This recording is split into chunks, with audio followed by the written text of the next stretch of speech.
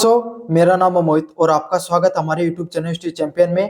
तो जैसा कि आप जानते हो, आपका जो पेपर होने वाला है, जो फिजिकल ज्योग्राफी का, भौतिक भूगोल का, उससे संबंधित आपके सामने जितने महत्वपूर्ण प्रश्न है उसके बारे में मैं पढ़ा रहा हूँ। तो उसका जो अगला महत्वपूर्ण प्रश्न आपके सामने, भूकंप के प्रकारों के बारे में बताइए, उनके वितरण तथा प्रभावों की व्याख्या कीजिए। मतलब भूकंप कितने प्रकार के होते हैं, उनके भूकंप आने के पीछे कारण क्या होते हैं, उनका वितरण और उनके प्रभाव के बारे में विस्तार से बताना है। मैं ये वीडियो आपके सामने आगे पढ़ाऊं आपके सामने। इससे पहले तो अगर आप ये पीडीएफ फ्री में प्राप्त करना चाहते हो तो आपको क्या करना पड़ेगा भाई? अगर फ्री में प्राप्त करना चाहते हो तो आपको करना पड़ेगा चैनल को सब्सक्राइब, तभी आपको फ्री में पीडीएफ देखने को मिल जाएगी। चैनल को जैसे सब्सक्राइब करोगे, वीडियो को तुरंत लाइक कर देना। डिस्क्रिप्शन में आपके सामने क्या है, डिस्क्रिप्शन में आपको हमारे टेलीग्राम चैनल का लिंक मिलेगा भाई। किसका? टेलीग्राम चैनल का लिंक मिलेगा। उस टेलीग्राम चैनल पे क्लिक करोगे, जैसे टेलीग्राम चैनल पे क्लिक करोगे हमारे टेलीग्राम चैनल पे पहुंच जाओगे। वहां पे फाइल वाला सेक्शन है, फाइल वाले सेक्शन में जाकर सर्च कर लेना ज्योग्राफी छोटे शब्दों में, और वहां पर पढ़ लेना आप अच्छे से। आपके सामने जो बीए फर्स्ट सेमेस्टर ज्योग्राफी के नाम से एक पीडीएफ पड़ी होगी, उस पीडीएफ को जाकर आप अच्छे से डाउनलोड कर लेना और फिर ये पीडीएफ आपके सामने देखने को मिल जाएगी और उसको पढ़ लेना। भौतिक भूगोल से संबंधित अन्य वीडियो देखना चाहते हो, अन्य जो प्रश्नों से संबंधित, तो प्लेलिस्ट का लिंक भी डिस्क्रिप्शन में है। सब्सक्राइब करने के बाद में आपको मिल जाएगा। उस प्लेलिस्ट के लिंक पे सारी की सारी आपके सामने जो वीडियोज है वो आ जाएंगे, उनको देख लेना। फ्लिपकार्ट और मंत्रा से अगर कोई प्रोडक्ट खरीदना चाहते हो तो यहाँ पर जो व्यू प्रोडक्ट वाला ऑप्शन है, इस पे क्लिक करके अगर खरीदोगे तो सबसे ज्यादा डिस्काउंट आपको देखने को मिल जाएगा। तो चलो शुरू करते हैं अपना आपके सामने। भूकंप के क्या क्या कारण होते हैं, कितने प्रकार होते हैं और वितरण के प्रभावों के बारे में व्याख्या कीजिए। काफी ज्यादा महत्वपूर्ण प्रश्न है। भूकंप आपके सामने पृथ्वी की सतह का अचानक हिलना या कंपन कहलाता है। भूकंप क्या कहलाता है आपके सामने? अगर जो पृथ्वी होती है उसकी सतह अगर अचानक हिल जाती है या कंपन हो जाती है। भाई कोई भी चीज क्या होती है, आपके सामने टेबल पे रखी हुई चीज अचानक से हिलने लग गई है ना, और किसी ने नहीं अचानक गिर गई, तो आपके पता अरे भूकंप आ गया, भूकंप आ गया। आसपास की चीजों में कंपन होने लग जाता है ना। तो इससे क्या हो जाता है आपके सामने, इसी को क्या कहलाता है? भूकंप कहलाता है। जो पृथ्वी के भीतर ऊर्जा का अचानक मुक्त होने के कारण उत्पन्न होता है। और ये किस प्रकार से उत्पन्न होता है आपके सामने? पृथ्वी के भीतर जो ऊर्जा होती है वो अचानक से उसका विस्फोट होता है, उसका अचानक से उसके भीतर से ऊर्जा बाहर निकल जाती है। उसी के कारण आपका क्या होता है? ये भूकंप है, ये देखने को मिलता है। समझ में आ गया आपके सामने? पृथ्वी के ऊर्जा होती है पृथ्वी के अंदर, वो अचानक से बाहर निकलती है और उसी के कारण क्या होता है? भूकंप वो रहता है। क्यों? मैंने अभी बताया आपको, प्लेटें वो स्टेनोस्फेयर के ऊपर टिकी होती हैं।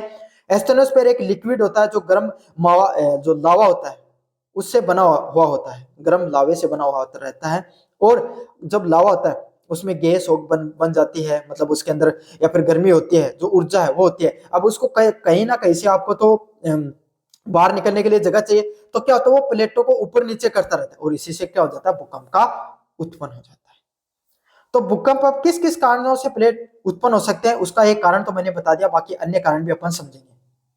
भूकंप के कारण आपके सामने, भूकंप आने के मुख्य कारण आपके सामने कई प्रकार के हो सकते हैं, लेकिन प्रमुख कारण होता है जो विवर्तनिक गतिविधियां। कौन सी गतिविधियां होती है आपके सामने? विवर्तनिक जो गतिविधियां होती हैं उसके कारण आपके सामने मुख्यतः जो भूकंप है वो आता है। क्या होता है?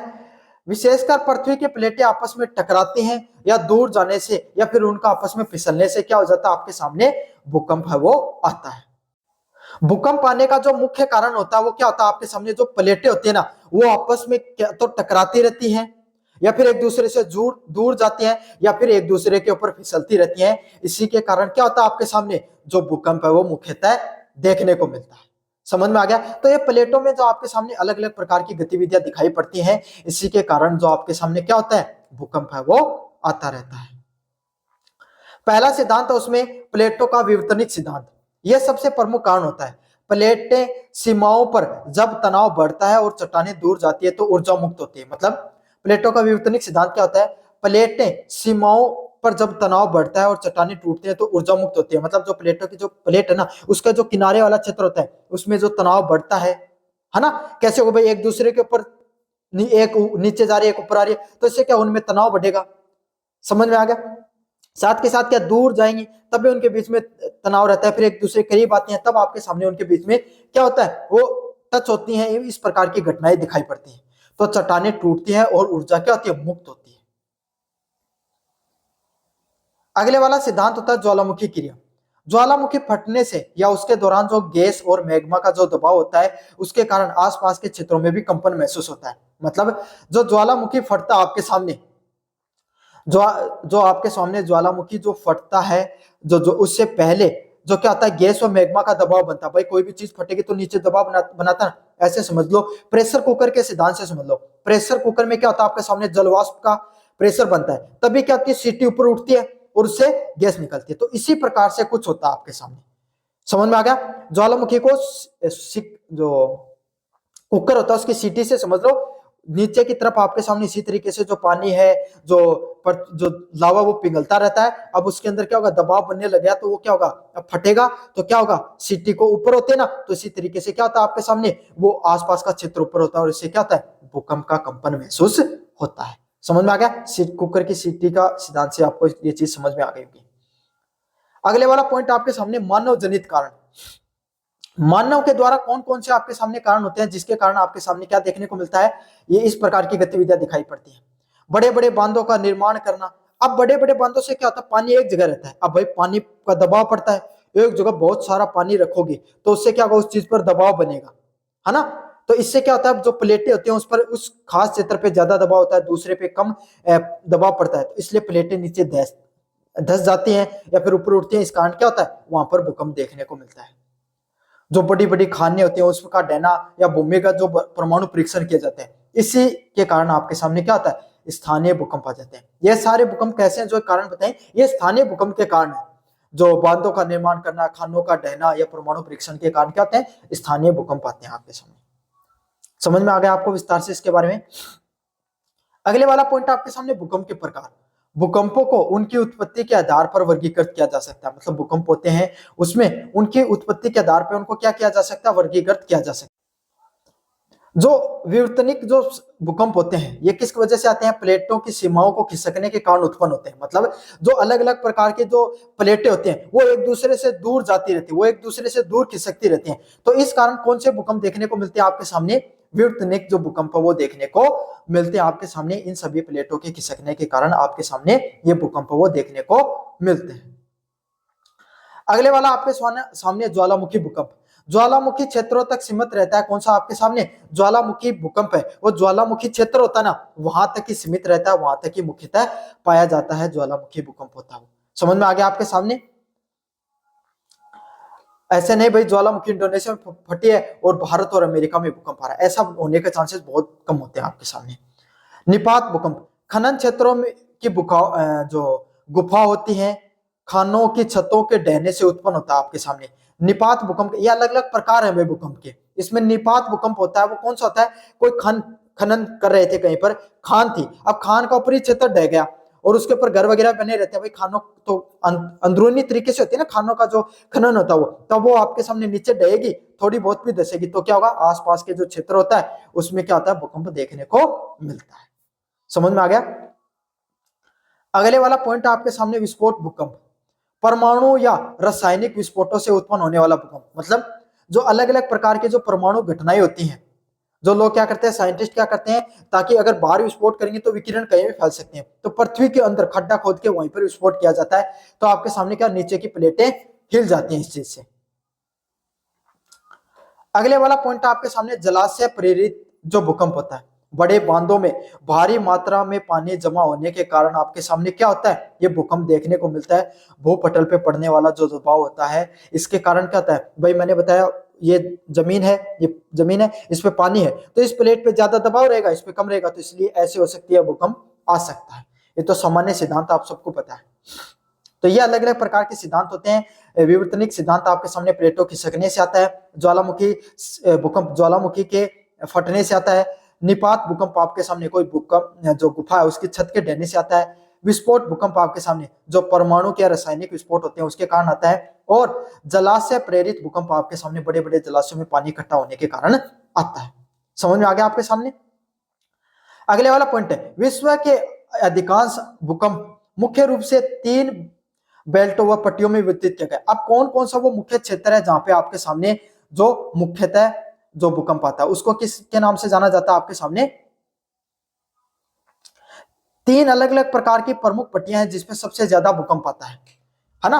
जो क्षेत्र, जिस क्षेत्र पे सबसे ज्यादा भूकंप आता ना, अब उस क्षेत्र को माप दिया गया है कि भाई इस क्षेत्र में सबसे ज्यादा भूकंप देखने को मिलते हैं। पुरानी घटनाओं के आधार पर, अनुभव के आधार पर इनको बांट दिया गया है। पहला क्षेत्र है परिप्रशांत क्षेत्र, है ना। प्रशांत महासागरीय जो पेटी होती है, सरकम जो पैसिफिक बेल्ट होती है, इसको रिंग ऑफ फायर के नाम से भी जाना जाता है। ये विश्व के लगभग 63% भूकंपों के क्षेत्र इसी के अंदर आते हैं आपके सामने। किसमें आते हैं आपके सामने? जो प्रशांत महासागरीय रिंग ऑफ फायर है, ये क्या प्रशांत महासागरीय पट्टी में आपके सामने दिखाई पड़ती है। 63%, आप समझ सकते हो कितना ज्यादा प्रतिशत है। इतने भूकंप आपको इसी क्षेत्र में देखने को मिलते हैं। इसको प्रशांत महासागरीय प्लेट के नाम से भी जाना जाता है। ये अन्य प्लेटों से आपके सामने क्या रहती है? टकराती रहती है। अगले वाला पॉइंट है आपके सामने मध्य महाद्वीपीय पेटी। यह भूकंपों का दूसरा सबसे महत्वपूर्ण क्षेत्र है, जो अल्पाइन पर्वतमाला, भूमध्य सागर, हिमालय, भारत और चीन को कवर करता है। मतलब मध्य महासागरीय पेटी कौन सी होती है? ये भूकंप आने का दूसरा सबसे बड़ा क्षेत्र है, जिसपे अल्पाइन जो पर्वतमाला वहां पर आता है, भूमध्य सागर के आसपास, हिमालय व भारत व चीन का जो क्षेत्र होता है, ये वो क्षेत्र है जहां पर आपके सामने मुख्यतः क्या होता है? सबसे ज्यादा भूकंप वो देखने को मिलता है आपके सामने। समझ में आ गया? अगले वाला पॉइंट आपके सामने मध्य अंटार्कटिका पेटी। ये कौन सी पेटी होती है? मध्य अंटार्कटिका की पेटी। अंटार्कटिका महासागर के मध्य में स्थित कटक व उसके प्लेटों के अपसारी दूर जाने के कारण आपके सामने ये भूकंप आते हैं। मतलब अंटार्कटिका जो महासागर है, इसमें जो मध्य में जो एक कटक प्लेटें पाई जाती हैं, ये क्या एक दूसरे से दूर जाती रहती हैं। ये घटना अक्सर होती रहती है। इसके कारण क्या होता है? आपके सामने यहाँ पर मुख्यतः भूकंप आते रहते हैं। तो ये 3 प्लेटों का निर्माण किया गया। पहली प्लेट आपके सामने प्रशांत महासागरीय प्लेट, जिसको रिंग ऑफ फायर के नाम से जाना जाता है। सबसे ज्यादा ज्वालामुखी भी यहीं पे फटते हैं, सबसे ज्यादा भूकंप भी यहीं पर आते हैं। और मुख्यतः यहाँ पर भूकंप क्या आते हैं? ज्वालामुखियों के फटने के कारण यहाँ पर भूकंप देखने को मिलते हैं। अगले वाले भूकंप आते हैं मध्य महासागरीय पेटी में। मतलब भूकंप आने का दूसरा सबसे महत्वपूर्ण क्षेत्र है मिड कॉन्टिनेंटल बेल्ट। सबसे ज्यादा भूकंप यहीं पर आते हैं, जहाँ पे अल्पाइन पर्वत हो गए, ये अलग अलग पर्वतशालाओं में क्या होते हैं आपके सामने क्षेत्र है। यहाँ पर क्या होता है? 2 छोटी छोटी प्लेटें आपस में टकराती रहती हैं। इस वजह से जो ये बड़े बड़े पर्वतों का निर्माण हुआ, और इन पर्वतों में अक्सर भूकंप देखने को मिलते हैं। अगले वाला भूकंपीय क्षेत्र है मध्य अंटार्कटिका क्षेत्र, कटक पट्टी। इसमें क्या है? ये प्लेटें आपके सामने अंटार्कटिका महासागर में कटक जो पट्टी है, वापस में दूर दूर जाती रहती है। इस वजह से इनमें भूकंप आते रहते हैं। समझ में आ गया आपके सामने? अब भूकंपों के क्या क्या प्रभाव होते हैं उसके बारे में विस्तार से पढ़ेंगे भाई। इसका पॉइंट आपके सामने प्रत्येक विनाश, इमारतों का ढहना, संचार लाइनों का टूटना, रेल पटरियों का उखड़ना, ये सब भूस्खलन से आपके सामने देखने को मिलता है। भाई क्या होता है आपके सामने? अब भूकंप आएगा तो ये तो फिक्स होता है, इमारतें भी ढहेंगी, संचार लाइनें, रेलवे लाइनें, ये सब आपके सामने, पटरी वगैरह भी उखड़ जाती है इन सब चीजों के कारण। समझ में आपके सामने आ गया? क्यों? क्योंकि भाई जो जगह थी वो हिली, तो उसके ऊपर, उस स्थल के ऊपर, जैसे भाई आप एक बात बताओ, अगर कोई चीज प्लेट है, प्लेट के ऊपर गिलास रख दिया, आप प्लेट को हिलाओगे तो गिलास गिरेगा। बस वही सिद्धांत इसमें लागू हो जाता है। इमारतें ढह जाती हैं, संचार लाइनें टूट जाती है, रेलवे लाइनें की पटरियां भी उखड़ जाती हैं। जल संबंधी प्रभाव, नदियों के मार्ग में परिवर्तन देखने को मिलता है, दलदलों का निर्माण होता है, बांधों का टूटना व भूजल स्तर में बदलाव होता है। मतलब नदियों के मार्ग, पहले से नदियां इस क्षेत्र से जाती थी, भूकंप आने के कारण कुछ उनका क्षेत्र बदल गया, दलदल उसका निर्माण होता है, बांध भी टूट जाते हैं काफी बार, और भूजल के स्तर में भी बदलाव देखने को मिलता है। अगले वाला पॉइंट आपके सामने सुनामी। महासागरीय तल पर भूकंप आने से विशाल समुद्री लहरें उत्पन्न होती है आपके सामने। तो जो महासागरीय जो तल होता है ना, उसमें भूकंप आएगा तो बड़ी बड़ी लहरें उत्पन्न होंगी, और इससे क्या होगा? बहुत बड़ा विनाश आता है आपके सामने। क्यों? ज्वार, बड़े बड़े ज्वार आते हैं आपके सामने, बड़ी बड़ी लहरें आती हैं, इससे क्या आते हैं? सुनामी आ सकती है। जो अधिकतर सुनामी आती है वो कैसे आती है आपके सामने? इसीलिए आती है, जो भूमध्य सागर में भूकंप आ गया, इस वजह से वहां का क्षेत्र, पानी पूरा हिल जाता है। अब गिलास है, गिलास में आपने पानी लिया और उसको ऐसे हिलाओगे तो पानी बाहर गिरेगा ना, उछलकर। तो वही सिद्धांत इसमें लागू होता है, और वो पानी गिलास में नहीं, महासागरों में होता है बहुत ज्यादा, और वो क्या होता है? वो पानी उछलकर बाहर नहीं गिरता, उन जो बाहर का जो क्षेत्र होता है ना, जो तटीय इलाकों वाला, वहां पर आता है, और उसके वजह से क्या होता है? बहुत बड़ा विनाश दिखाई देता है।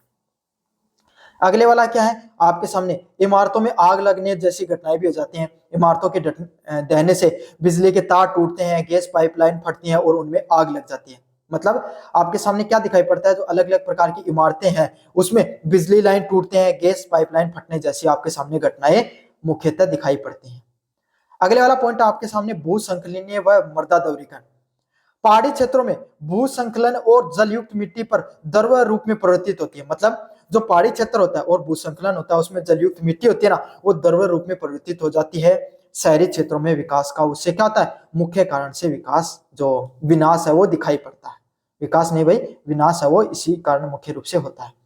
तो ये था आपके सामने जो आपका पेपर होने वाला है भौतिक भूगोल का अगला महत्वपूर्ण प्रश्न, भूकंप के कारण प्रकार व वितरण के मुख्य प्रभावों की व्याख्या कीजिए। कैसा लगा वीडियो जोर से बताना, चैनल को जोर से सब्सक्राइब कर देना। धन्यवाद।